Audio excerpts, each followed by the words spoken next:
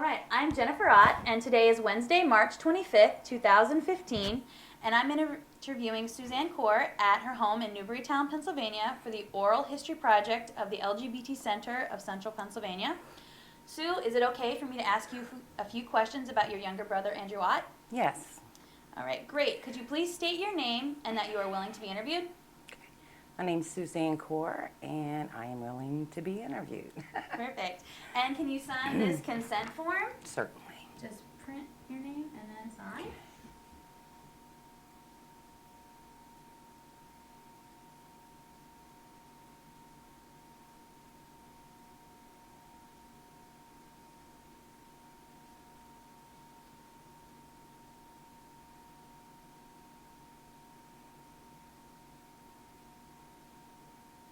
What's the date? Today is 3/25. Okay. Perfect. Thank you very much. All right. If at any time you want the recording to be stopped, just let us know and we'll do that. And if there's any question that you don't want to answer, just let us know and we'll move to another question. Okay. All right. So, you and your family and your brother Andrew grew up in central Pennsylvania. Can you tell me a little bit about Andrew's childhood?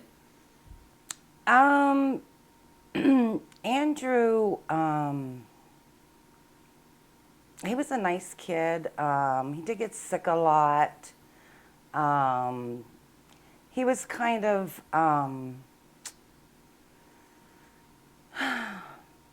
what people would say today, he was kind of like a sissy.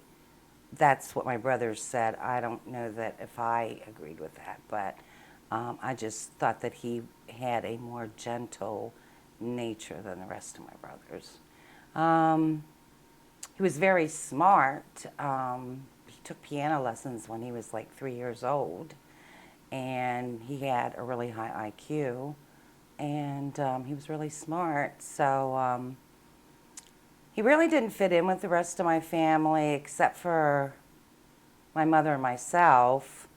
He had a tendency to hang out with me and Mom more than the boys did. And that's pretty much how I grew up. And am I going too far with... Nope, that's perfect. Was he, you said he was really smart, was he involved in any like activities in high school or college? By the time that Andrew was in high school, I was next to the oldest, so I had moved away for a while. And I went to live in Maryland for about 10 years. So he did play track. I don't know if he also ran cross country or not, but he did participate in track, and he had his varsity jacket. And I don't know if he participated in any sports, but I do know that he was involved in that. And in college, I don't think he completed his education in college, but I could be wrong. Because like I said, I was kind of out of touch and I didn't get to see my family very much. So I know whatever he did academically, he did well. He had gotten a part-time job down at the silk mill, which was Richard Textiles, I think it was called.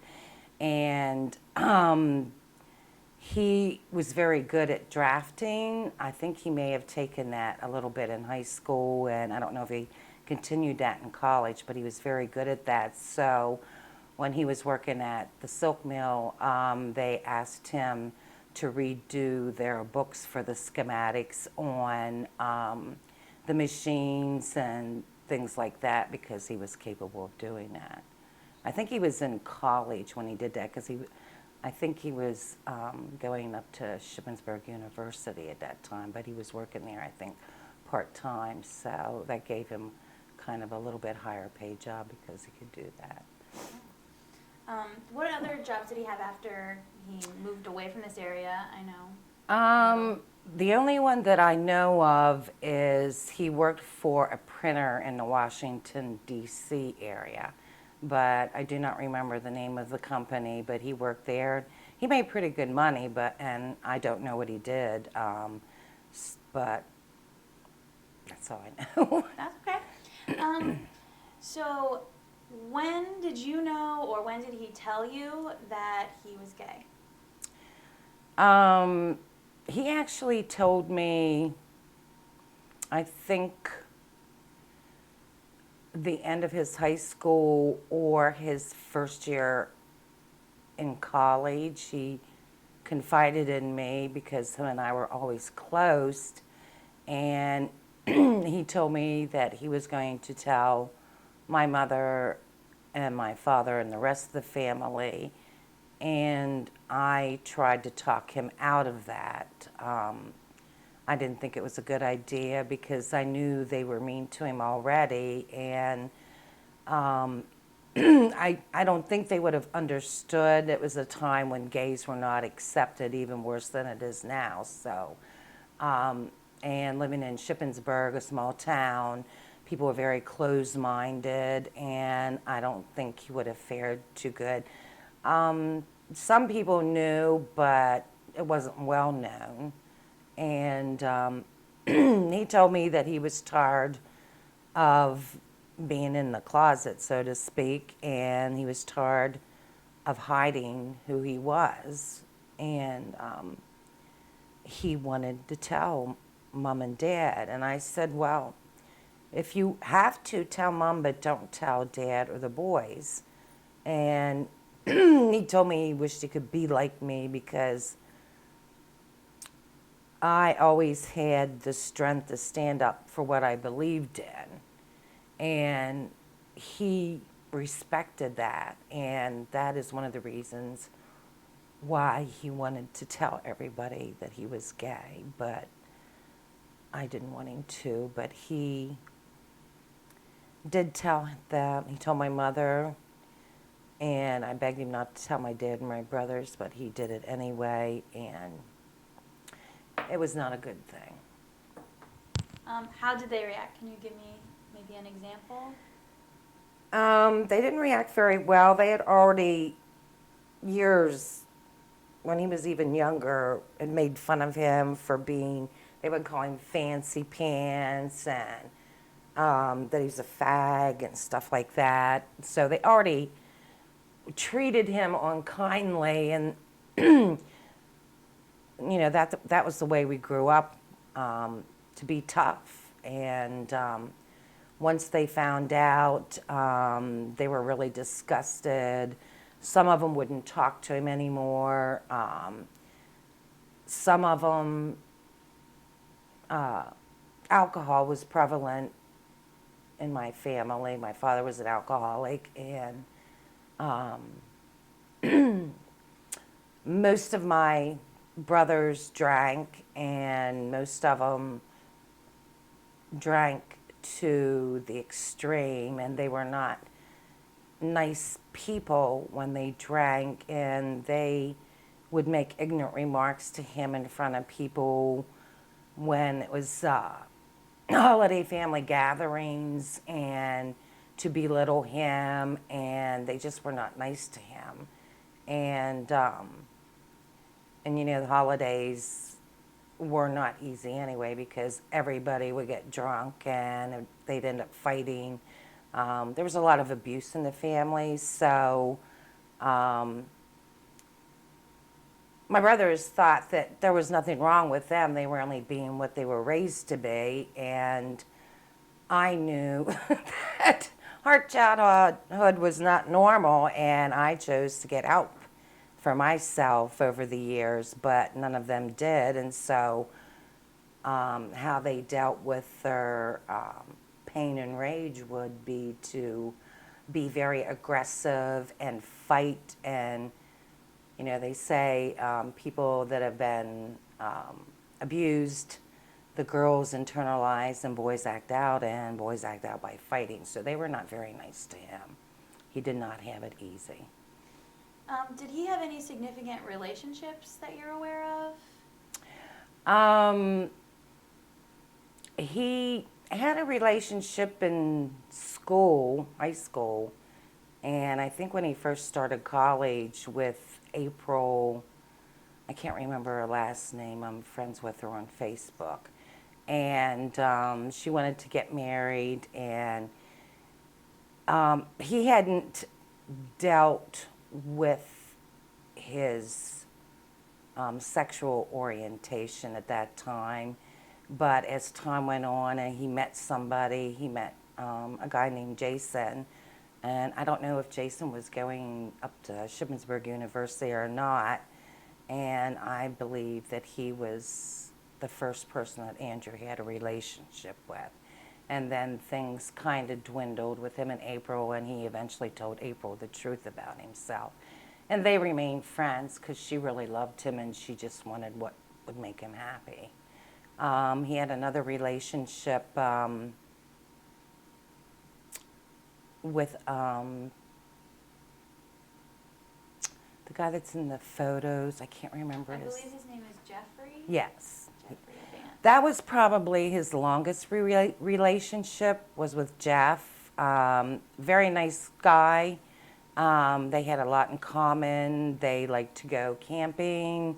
They liked to go hiking. And he was from a really nice family in Virginia. They had a really nice home down there. And he lived with him until he died at a really young age. He had a heart attack. I guess it was genetic. It ran in the family. His father died when he was young from a heart attack. But they thought, I guess he found out that he had AIDS. And I guess with having the genetic problems with your heart, he actually, I think, died younger than his father did because of the complications of having AIDS or HIV. When did Andrew tell you that he was HIV positive?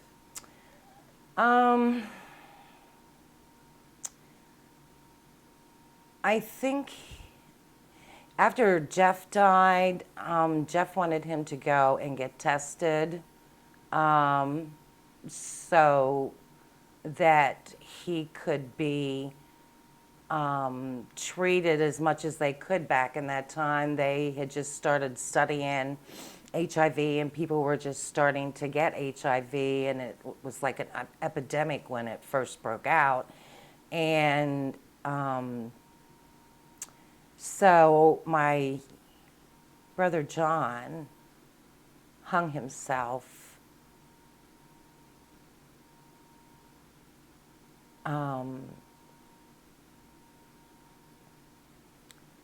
when Josh was just a baby. So Andrew waited till after some time had gone by that John died before he told us that he had AIDS or HIV.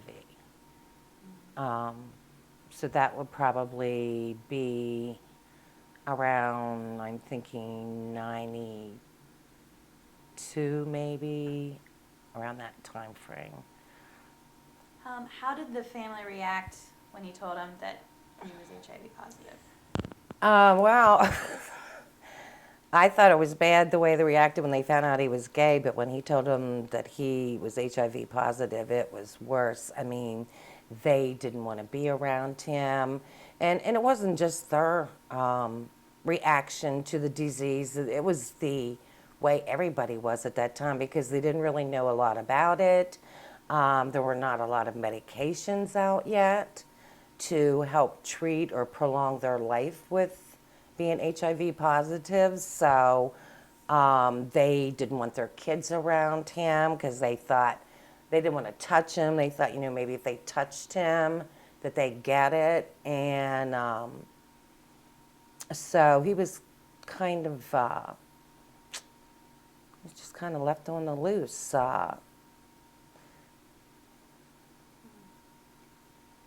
Do you remember any specific struggles that he faced once he was diagnosed, be it with like being able to work or? He was lucky with the respect that he had a good bit of money. So as they developed medications to treat AIDS, I mean, he could afford the best health care that anyone could.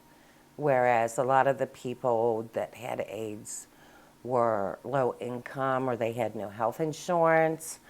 Um, Andrew had talked to me about the HBO special that they made, the band played on, and he was very angry because he said the government drug their feet on coming out with treatments for AIDS because they primarily at that time the gays and the blacks had HIV. It was very unusual for a white person to get AIDS. So Andrew said they did that because they didn't care. They said let them kill each other. They're misfits, you know, they're faggots, they're blacks. Only they use the N word. So hey, let them kill themselves. We don't care. So he was very angry about that. And I never watched the total documentary on that, but from what I saw, he said the government is the one that held up things in helping them that had AIDS. Did he ever like participate in any activities by organizations that help people with HIV and AIDS? I can't really say because I told Andrew to move away from Shippensburg after he told everybody that he was gay.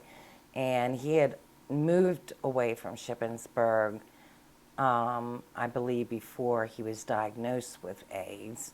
Um, I know that when he told me in Virginia, there were a lot of gay people lived there, but they were still being singled out, and that they would, you know, do stuff to them or write words on their car. He said they would put stuff on his truck, and if they knew where they lived, they would come to the house and, you know, do stuff to the lawn and stuff because they were gay, like hate crimes. As far as him being active in any of that, I really couldn't tell you. Okay. After his partner Jeffrey had died, did he have any other kind of support system down there? He had a couple of really good friends. John, I can't remember John's last name, but he had told me when he got ill, and I told him that if he needed somebody to help take care of him when it was his time, that I would be willing to help take care of him. And he had said that John had made him the same offer. He was living with somebody for a while, and they kind of went their separate ways. And then he had a friend, Richard, that was a nurse at one of the hospitals down there. And Richard actually ended up taking care of him when he got sick near the end. I, you know, told him he was welcome to come here, but my husband had concerns about it. He said, you don't know how you get that disease, and you've got kids to think of. And I think he was afraid, too, of me, you know, taking care of somebody with AIDS, because you have to be very careful about touching any fluids. And so he was sick and had been in the hospital, and Richard brought him home to his place to live while he cared for him. And Andrew financially compensated him for taking care of him till he died. And what year he died in? I think it was, it was 1997, the year Tom and I got married, in January, about a week before my birthday. And it was from AIDS-related Yes. complications? I guess when Andrew got diagnosed with AIDS, they told him that he probably already had had AIDS for 8 years. And at that time, it was impossible to live with AIDS that long, but he could afford the best care and the best medicines. But he was still slowly going downhill. And I don't know how long it took until it was full-blown AIDS, because there's one thing being HIV positive, but then there's a time frame that goes by where the disease actually becomes active. And so it was a very horrible way to die, because the patients just basically wasted away to nothing, like a cancer. And a lot of people didn't have the means to take care of themselves. They didn't have the medicine. So some of them didn't live a long time once they got full-blown AIDS. But Andrew was lucky.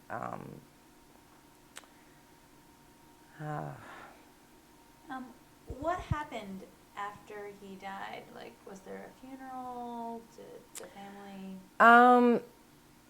Well, when Andrew started getting really, really sick, that he knew that he didn't have a lot of time left. I think what happened, and this is just what Andrew told me, going by what Andrew told me and other gays that he was friends with, but because the government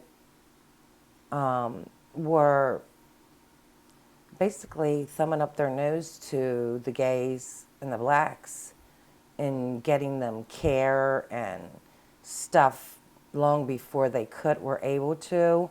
The gays, kind of as a way to get even, have you, with society and their poor treatment of them, they decided to take out large insurance policies on themselves.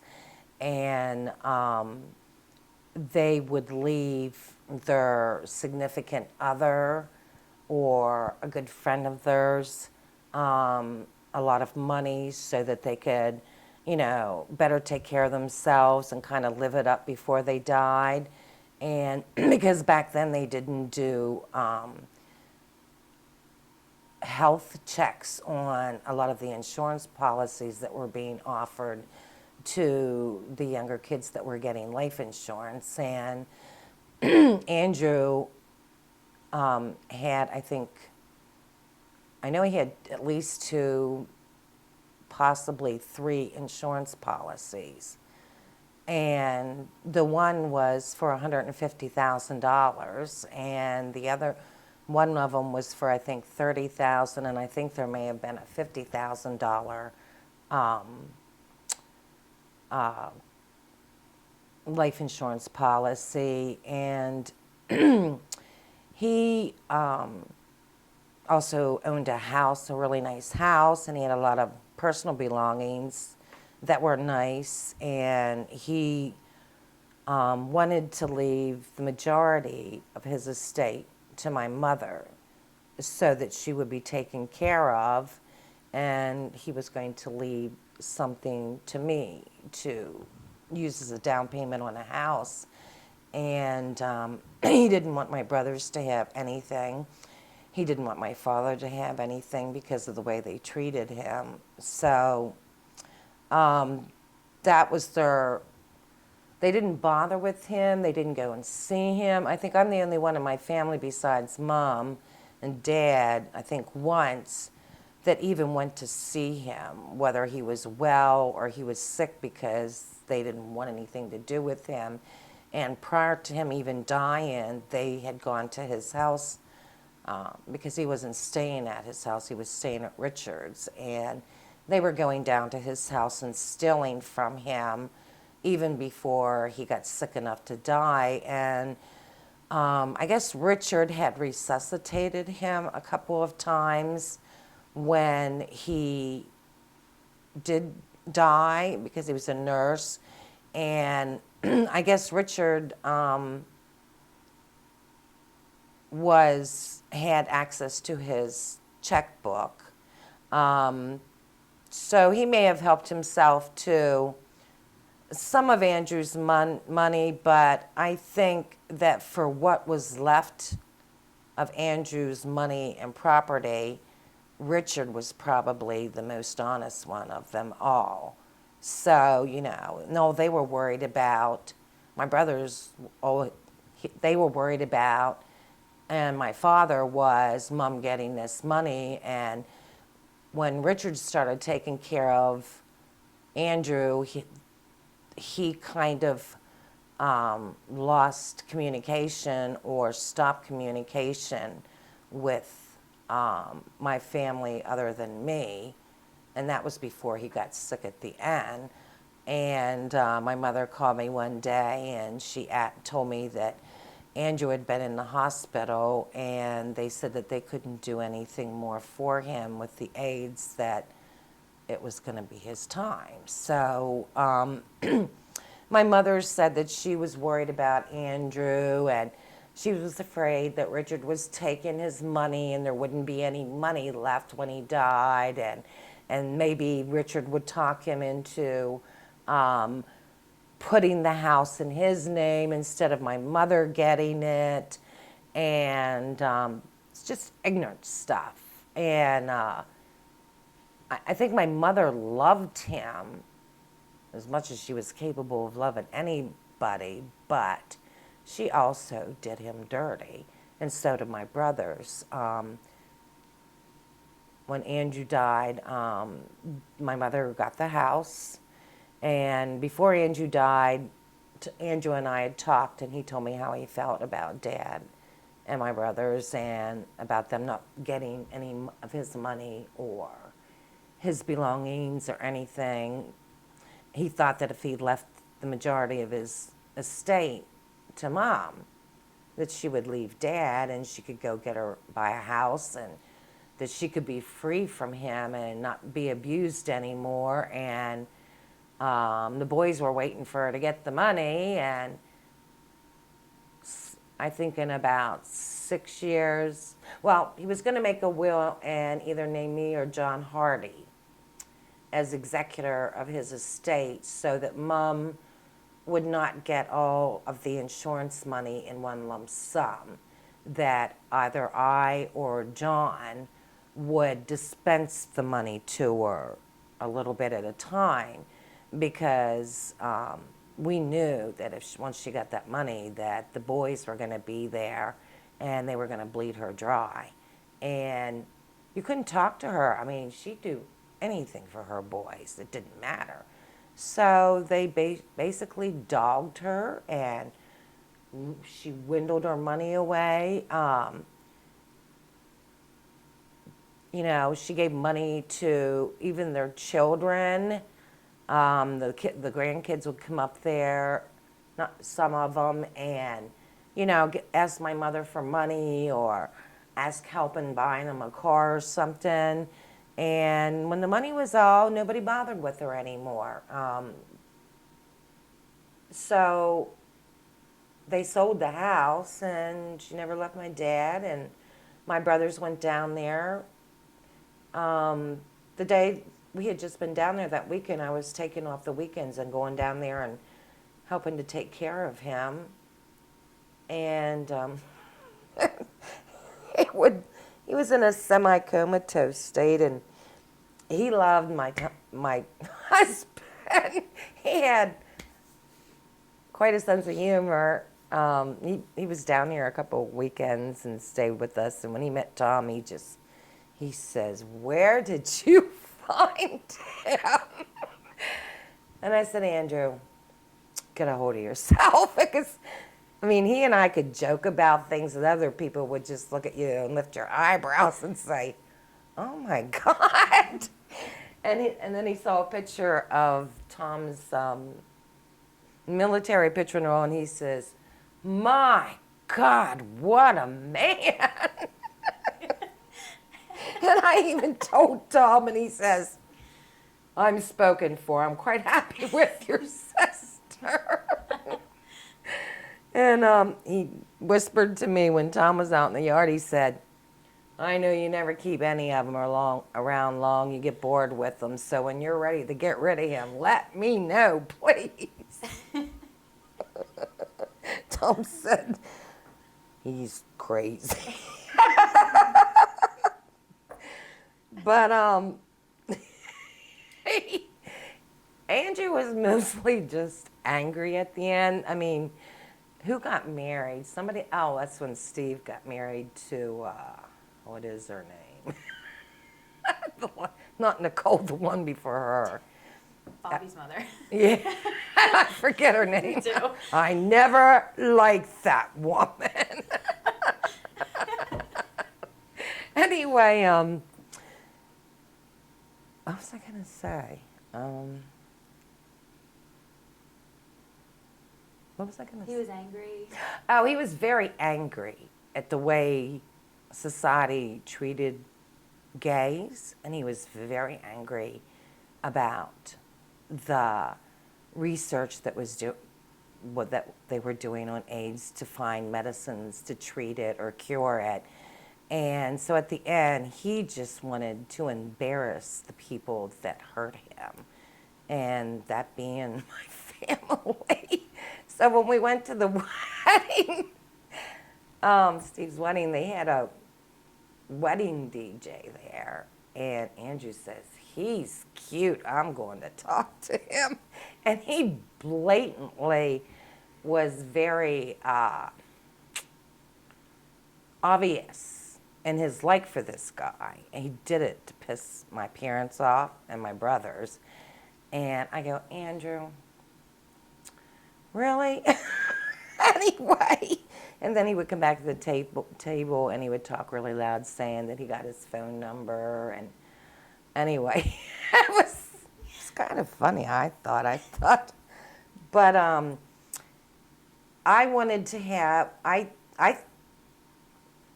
my mother we were down the weekend before he left, my mother and I.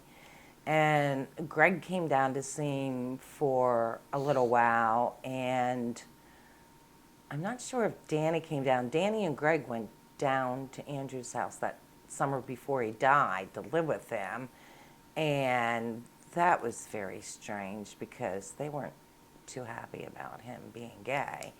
But I think they were setting him up and trying to gain his trust or setting themselves up to get on the good graces of him knowing that he was going to die. So I guess Andrew ended up asking them to leave. Surprise, surprise. And Danny was upset because I guess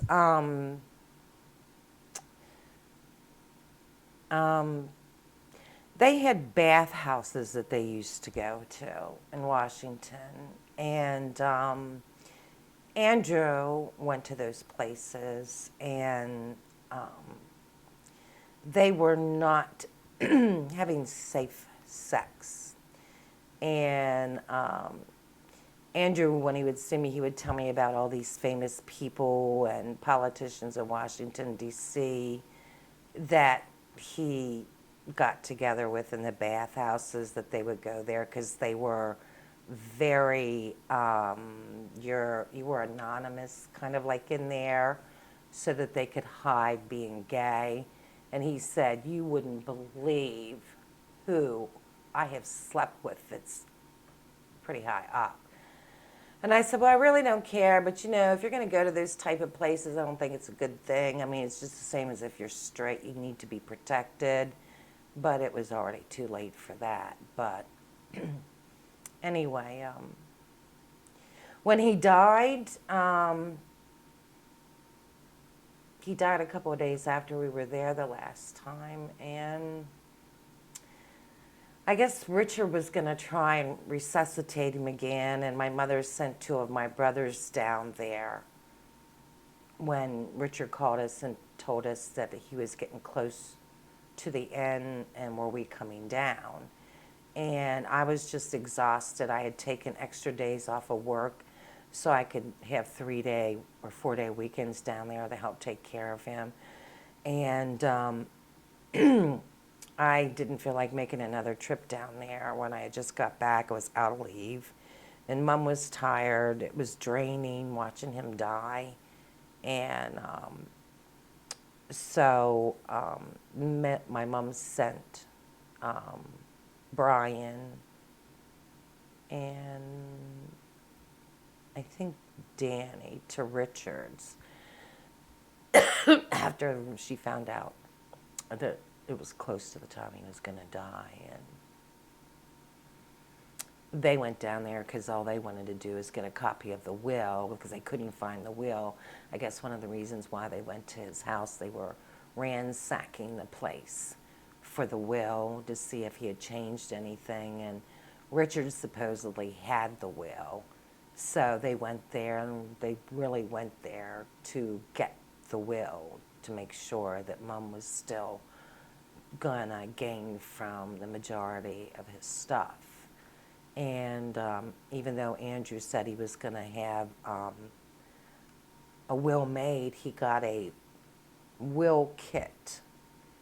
And he had put the software on his computer before he got dementia at the end. And he was going to fix it so they couldn't get their hands on his money all at one time.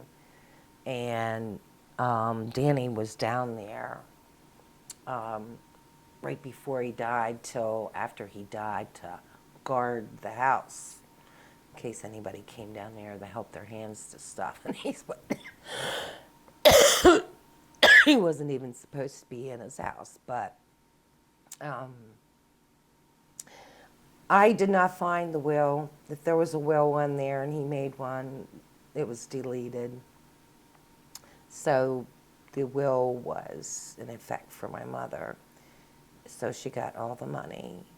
And I asked her, when he died, they called the undertaker. And I think Brian and Danny were still there. And Richard wanted some alone time with Andrew before he took him. So the undertaker told him to just call him when he wanted him to pick up the body.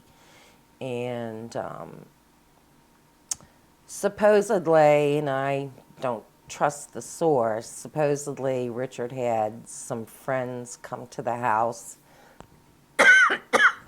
and that had already came to the house while they were there, if I'm remembering correctly.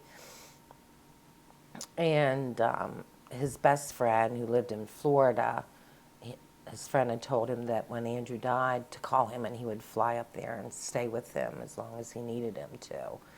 So Richard had to go to the airport to pick up his friend. And I guess Brian and Danny left and went back home, and they told my mother that, well, all gays are perverts. So, if you're a gay, you have to be a pervert. And they had some twisted idea in their head that Richard was going to have a party with all his gay friends, and they were going to have sex with Andrew's body because they're all perverts, And when I called my mother to find out about the funeral, she was telling me this, and I said, are you crazy? I said, really? What, he's going to have an orgy with a dead body? I said, just because you're gay doesn't mean that you are a pervert. So anyway, she had Danny call the police down in Virginia where he lived, and they called the fire company, and they told the police that Richard was a pervert and he was going to have a party with Andrew's body. And since they were not married legally, because gay marriages weren't recognized or legal, The police had to act on what my mother told them to do, and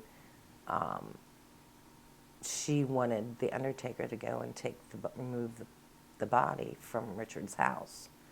So the police went there with the firemen. They axed the door down and took my brother's body out of there. Didn't fix the door, nothing, just left it there after they smashed it. And then when Richard came back from the airport, Andrew was gone. He was beside himself. So I called my mother and I talked to her, and I wanted to know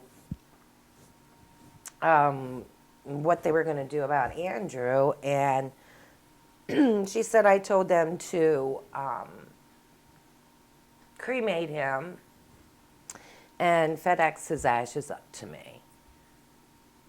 And I said, "You're joking."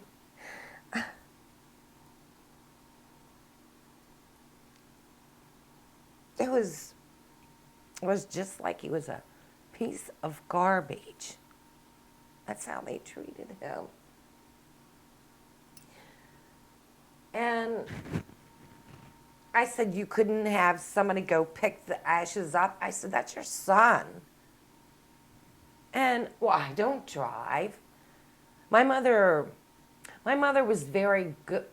My mother was a good woman at one time, but after living with the abuse and everything, she was a victim of a person who lives with an alcoholic and becomes just like them, an enabler, dysfunctional.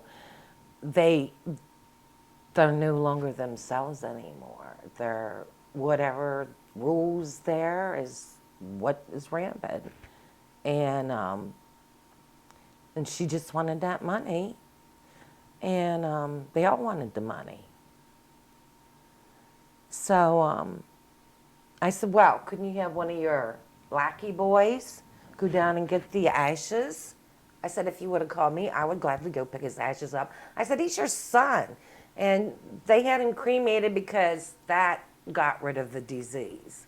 And that was common when I was at work when this was going on.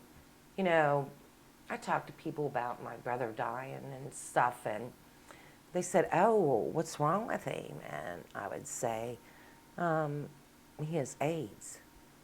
And they were like, "Oh, well, how did he get it? Is he gay?"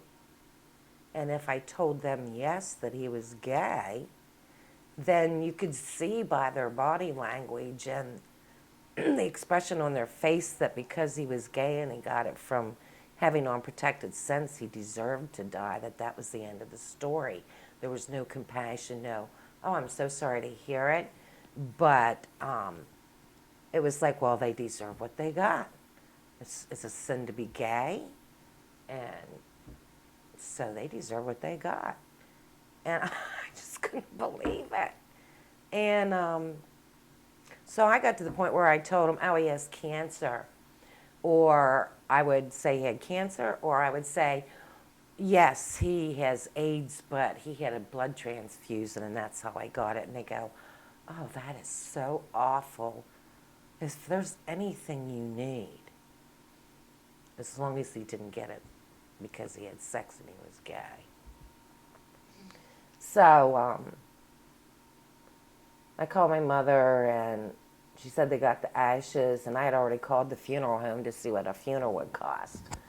And I was willing to pay for a funeral. And Mom said, "Well, we're not having a funeral." And I said, "What are you talking about?" So they decided they weren't going to have a funeral because they didn't want people coming to the funeral and seeing gay people coming in there to see Andrew to pay their last respects.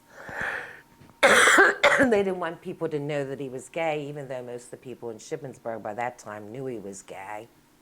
I mean, you can't live in a little town like Shippensburg and not know who's gay and who is. Everybody's secrets are are not safe. So I asked her if I could have his ashes that they sent to her in a plastic bag. Give her your mic.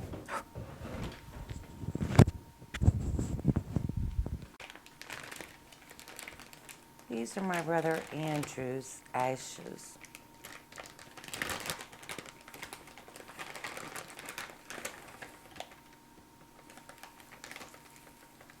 This is how they sent them to my mother. In a plastic bag. She wouldn't even get an urn for it. He wasn't worth the money. I guess I sound bitter. And it's been a lot of years. So, some of the ashes, April went to my mother when my mother had the ashes. Hi, Andrew. And so my mother gave her some ashes. April wanted some of his ashes.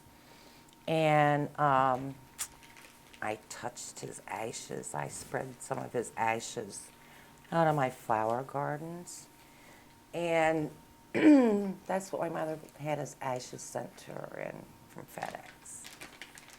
And they were in her house all this time until she died. And when she died, I asked if I could have the ashes, and they were more than glad to give them to me. So there was no funeral. I had even wrote up the little flowers like you get at the funeral with a poem on it.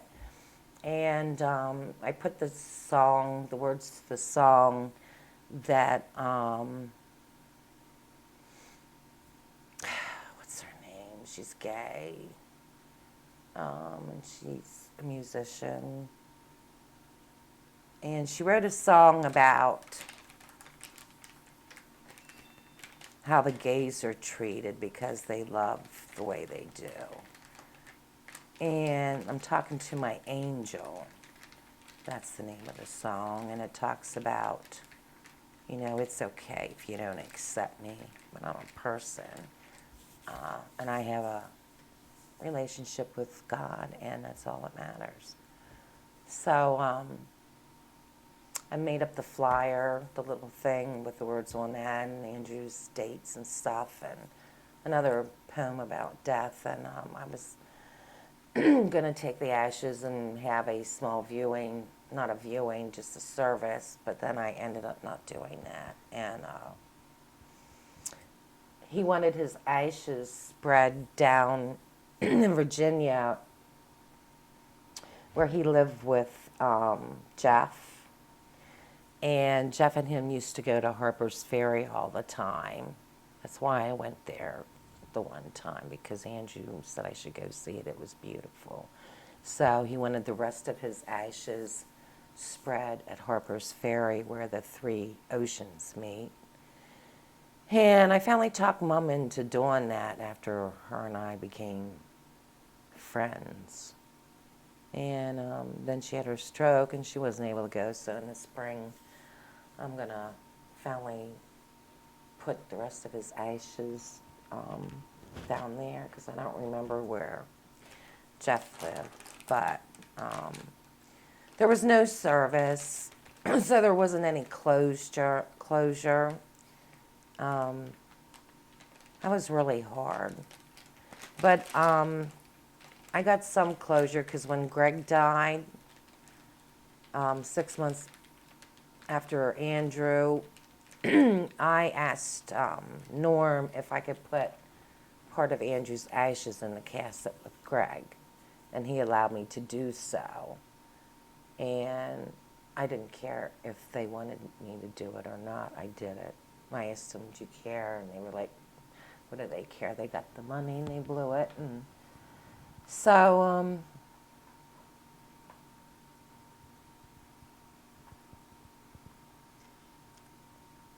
How do you think Andrew would want to be remembered?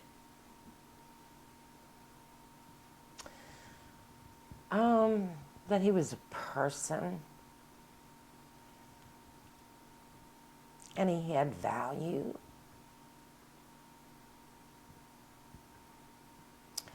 And just because he was gay doesn't make him a bad person. Out of all my brothers, he was probably the nicest one, and he wasn't a drunk. He didn't do drugs. He was a good person. He did well for himself. His lifestyle wasn't to do drugs and drink the rest of his life. He was a good person, but they treated him, and society still to a certain degree treats them like they're a piece of garbage. And it's not right. It's not right. And I think he would want people to remember that about him. I don't know if you ever saw the movie The Elephant Man. And remember, this guy was disfigured and they had him in sideshows. And this rich gentleman found him and took him out of the freak show and got him a home and dressed him in fine clothes and treated him like a human being. And for a while, somehow the circus people found out where he was and they kidnapped him and they took him back to the circus for a short while. I think that's what happened. And his caretaker, the man that saved him from that life, found him and brought him back. But he told those people, I am not an animal. I'm a human being. That's what Andrew would want. That's all my questions. Is there anything else that maybe I forgot to ask or you think would be important to Andrew's story?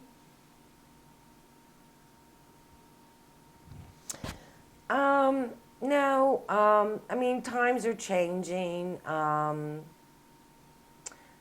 I can't honestly say what's right and wrong, but because everybody has their own religion, they have their own beliefs, and those beliefs are based on someone's interpretation of the Bible. And from going to church till I was 16 and learning about God and stuff, all I know is, who's to say that whose interpretation of the Bible is the true one? I mean, this book was wrote how long ago? And it's like a computer. The computer's only as good as the people that work it. So who's to say that it's been interpreted right? But I do really believe that the teachings of Christ are about goodness, about being a humanitarian, treating people right, treat people how you want to be treated, to be honest, to be virtuous, to be ethical. And that's the important part of the Bible, I feel, that people need to remember. And it's the same with gays. I'm not going to say they don't deserve to be married. I'm not going to say it's wrong for two women or two men want to be together. That's God's judgment. It's not mine or anybody else's. I think God would want them to be loved and treated like a human being. And I think that's the answer. We don't have to go any further than that. And we all will get judged when our day comes.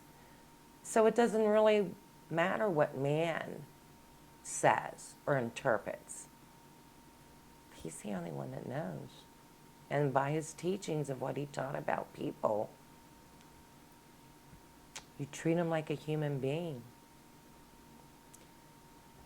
So. All right. Thank you very much for doing this interview with me, Sue. And if you have any items that you think, pictures or things that the center could put in the collection with this, Okay. Let me know and we'll get that arranged. Okay. All right. I think Andrew made this duck, actually. Can you believe that they just, I've never heard that story before. That shocks me. so what did anyone of my family?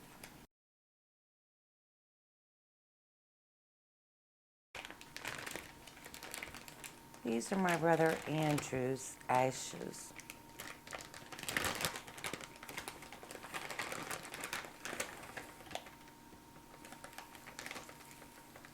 This is how they sent them to my mother.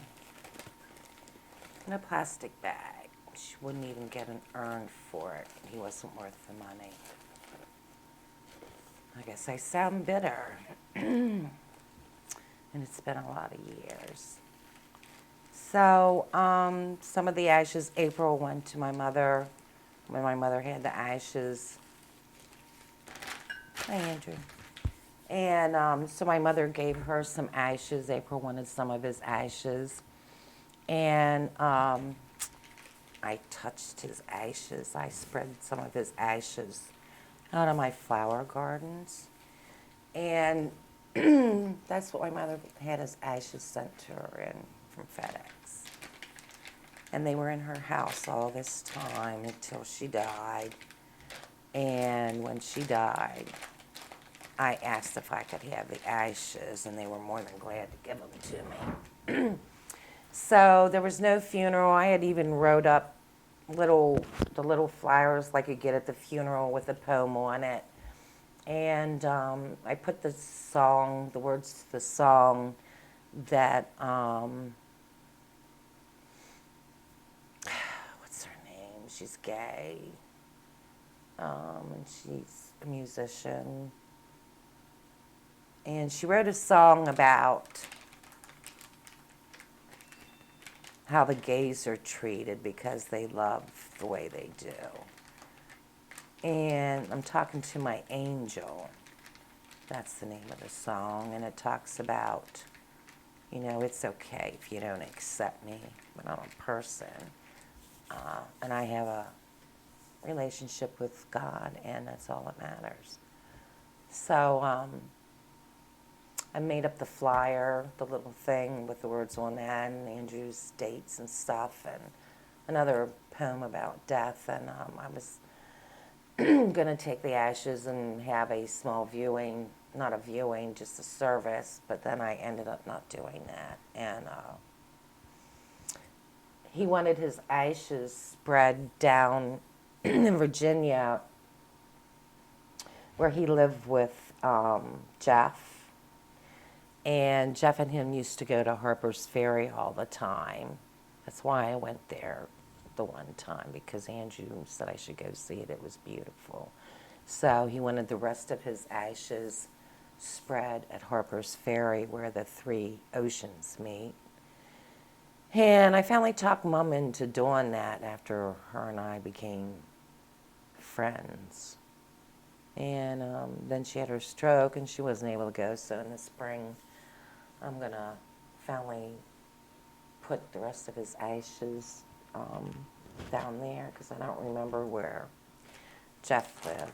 But there was no service, so there wasn't any closure.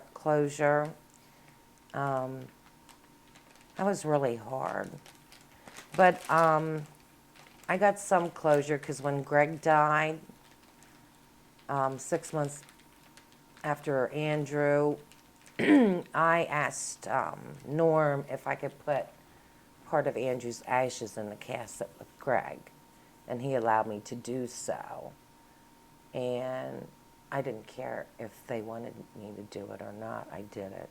I asked them, do you care? And they were like, what do they care? They got the money and they blew it. And so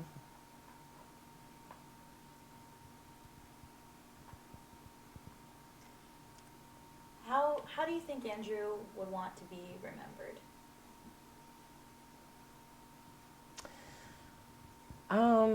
that he was a person, and he had value.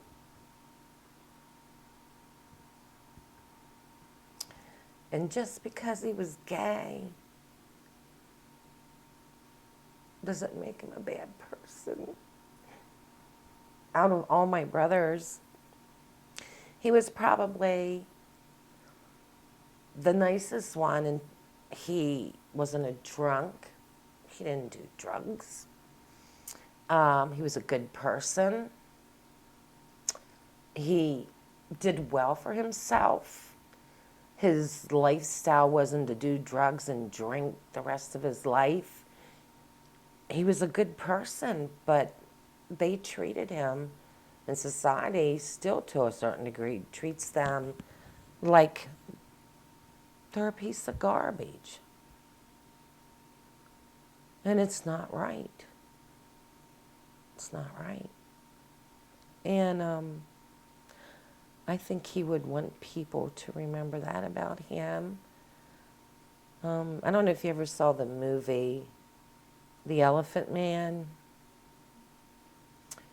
And remember, this guy was disfigured and they had him in sideshows. And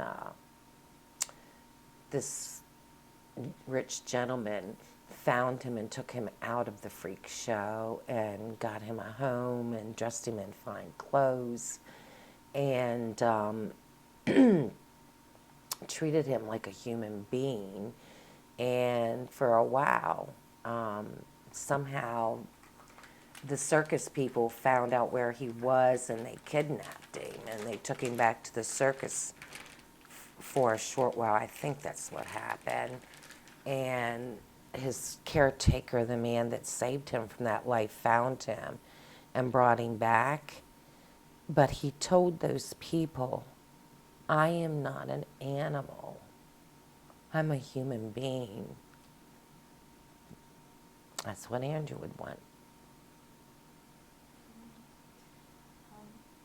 That's all my questions. Is there anything else that maybe I forgot to ask or you think would be important to Andrew's story?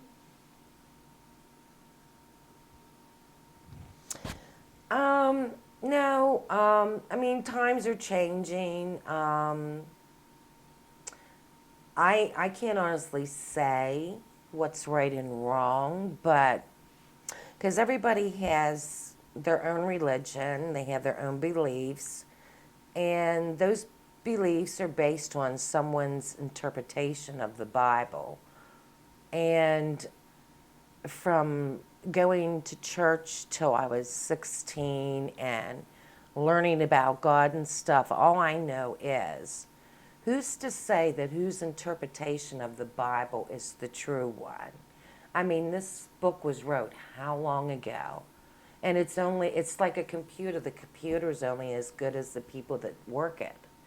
So who's to say that it's been interpreted right? But I do really believe that the teachings of Christ are about goodness, about being a humanitarian, treating people right, treat people how you want to be treated, to be honest, to be virtuous, to be ethical. And that's the important part of the Bible, I feel, that people need to remember. And it's the same with gays. I'm not going to say they don't deserve to be married. I'm not going to say it's wrong for two women or two men want to be together. That's God's judgment. It's not mine or anybody else's. I think God would want them to be loved and treated like a human being. And I think that's the answer. We don't have to go any further than that. And we all will get judged when our day comes. So it doesn't really matter what man says or interprets. He's the only one that knows. And by his teachings of what he taught about people, you treat him like a human being. So. All right. Thank you very much for doing this interview with me, Sue. And if you have any items that you think, pictures or things that the center could put in the collection with this, Okay. let me know and we'll get that arranged. Okay. All right. I think Andrew made